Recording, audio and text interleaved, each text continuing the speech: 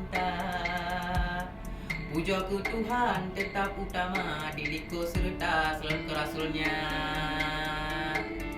Bansi gamdonya Allah bi ujian, wabah tak unuhan corona nama. Jika tak cegah tu wabah tak nyen, lindung rohai taulan dengan keluarga tercinta.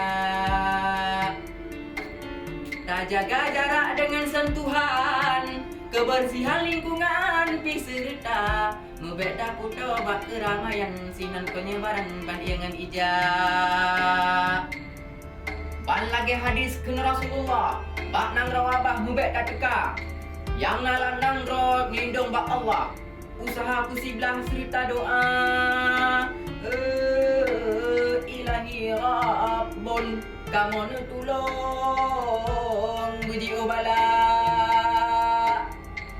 Turut dan patuh ban peraturan dari pemerintahan yang tak keluar, pribadi yang jauh taat aturan, getanyo aman keluarga sejahtera. Mari segera tanyo laksanakan penanggulangan virus corona, lenyan segera terlaksanakan di rumah saja bersama keluarga. Lebih KKBN kali programkan ketahanan keluarga dengan 8 fungsinya. Mari bersama kita terapkan dengan hairakan dari pertama.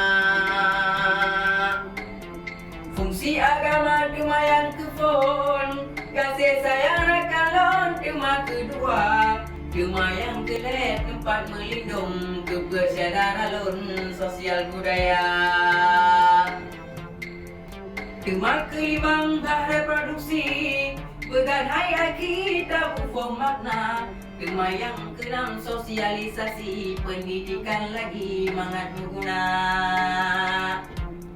Nyan tema fungsi ekonomi, lingkungan lestari pin kita jaga. Nyan ke mandungnya hai aki 8 fungsi dalam keluarga.